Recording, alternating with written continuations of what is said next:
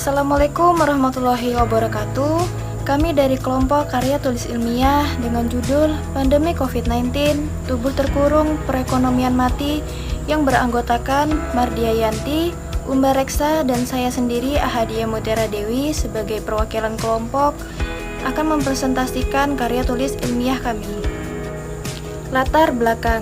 Saat ini dunia sedang dilanda musibah virus yang penyebarannya sangat mudah, yaitu COVID-19. Virus ini telah menyebar sejak awal tahun 2020 hingga sekarang. Pasien yang dinyatakan terjangkit virus ini masih terus bertambah, tidak terkecuali negara kita, Indonesia. Pemerintah Indonesia menetapkan beberapa kebijakan seperti ajakan warga untuk tetap berada di rumah saja atau mengurangi aktivitas di luar rumah atau PSBB atau pembebasan sosial berskala besar. Dengan adanya kebijakan seperti ini menjatuhkan perekonomian masyarakat. Masyarakat tidak dapat bekerja, apalagi masyarakat yang pendapatannya berasal dari berjualan makanan. Warung-warung banyak yang tutup, perusahaan-perusahaan mengalami penurunan permintaan. Akibatnya, PHK pun menjadi jawaban untuk mengatasi ketidakmampuan perusahaan memberikan gaji kepada karyawannya. Pemerintah telah melakukan berbagai cara, salah satunya pemberian dana bantuan kepada masyarakat. Ini diharapkan agar masyarakat tetap bisa bertahan hidup di kondisi saat ini. Kondisi di mana bukan lagi untuk saling menyalahkan, tapi kondisi di mana harus saling bahu-membahu membantu yang kekurangan. Rumusan masalah. Saat ini seluruh dunia sedang dilanda musibah yang sangat besar dan berbahaya, yaitu COVID-19. Beberapa kebijakan pun dikeluarkan demi meminimalisir penularan. Namun dengan adanya virus ini dan kebijakan yang dibuat mengakibatkan terpuruknya perekonomian masyarakat. Banyak masyarakat yang kehilangan pekerjaannya. Beberapa UKM yang tidak mampu bertahan dengan terpaksa harus menutup usaha mereka karena terus menurunnya tingkat beli masyarakat, sehingga keuntungan mereka kian merosot hingga tak mampu bertahan. Maka dari itu, dalam penulisan ini terdapat beberapa solusi yang mungkin dapat dilakukan agar masyarakat yang kehilangan pekerjaan dapat kembali bekerja dan menghasilkan pendapatan atau gaji dan mengembalikan perekonomian keluarga. Tujuan penelitian. Tujuan dari penulisan ini adalah untuk mengetahui dan menginformasikan kepada para pembaca mengenai perkembangan kasus COVID-19 di Indonesia, secara khusus untuk menggambarkan bagaimana kondisi di Indonesia saat pandemi ini dan kondisi masyarakatnya. Dalam bidang ekonomi, adanya musibah ini sangat memperburuk kondisi perekonomian masyarakat Indonesia, dan seluruh dunia mau tidak mau masyarakat harus memutar otak dan berjuang mati-matian untuk mendapatkan penghasilan demi bertahan hidup. Manfaat penelitian. Manfaat dari penelitian ini dapat memberikan informasi kepada para pembaca sehingga pembaca dapat mengetahui dan memahami masalah yang ada dan turut serta berpikir kritis terkait sehingga dapat memantik ide-ide baru untuk mengatasi berbagai masalah yang timbul akibat pandemi, khususnya dalam bidang ekonomi yang saat ini terdampak. Telaah pustaka. Yang pertama yaitu perkembangan kasus COVID-19 di Indonesia. Pada bulan Maret terdapat 114 kasus baru, maka ada 1.528 kasus positif yang dikonfirmasi. Sementara dengan tambahan 6 pasien, maka total pasien sembuh 81 orang. Sedangkan dengan 14 kasus meninggal, maka total pasien meninggal karena corona dalam sebulan 136 kasus.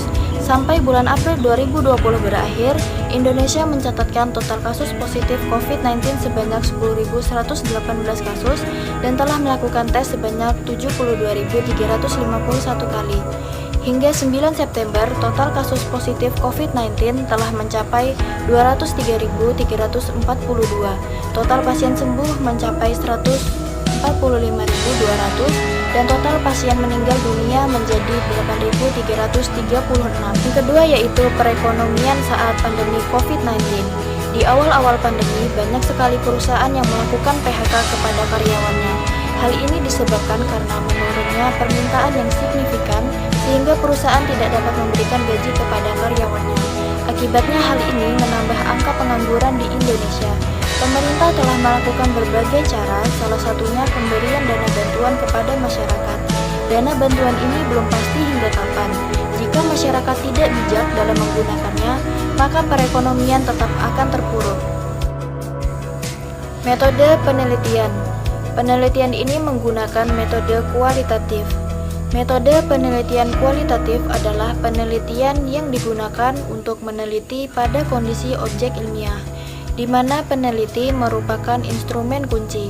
Sugiono 2005. Penelitian kualitatif berlangsung dari data, memanfaatkan teori yang ada sebagai bahan penjelas dan berakhir dengan sebuah teori. Hasil dan pembahasan.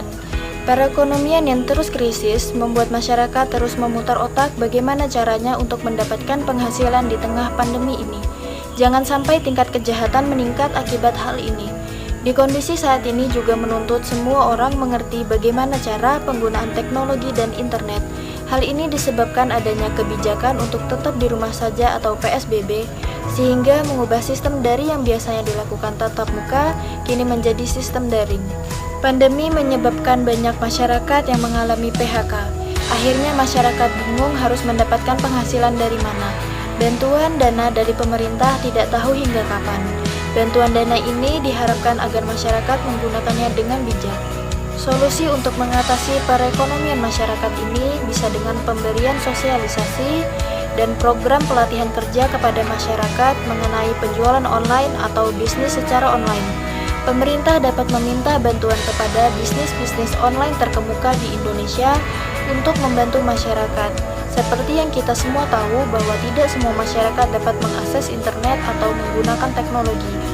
Solusi selanjutnya yang mungkin dapat dilakukan bila pemberian sosialisasi atau program pelatihan kerja tidak dapat dilakukan akibat daerah yang rentang akan penularan COVID-19, terdapat solusi lain yaitu pihak bisnis online berbasis aplikasi ataupun media sosial dapat membantu masyarakat sebagai makelar.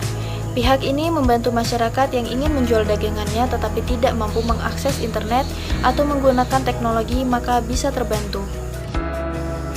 Dalam penelitian ini pun kami menawarkan beberapa solusi seperti memberikan edukasi dan sosialisasi kepada UKM yang belum paham mengenai sistem penjualan online. Dengan maraknya tingkat jual dan beli melalui online, dapat diharapkan membantu meningkatkan kembali perekonomian yang terus jatuh. Indonesia harus melawan, terus ikuti aturan pemerintah untuk terus menjaga kesehatan, kebersihan, dan tetap mengoptimalkan seluruh kemampuan yang ada agar tidak jatuh dalam jurang krisis ekonomi yang lebih parah lagi. Sekian presentasi karya tulis ilmiah dengan judul Pandemi COVID-19, Tubuh Terkurung Perekonomian Mati yang dapat saya sampaikan. Kurang dan lebihnya mohon maaf. Assalamualaikum warahmatullahi wabarakatuh.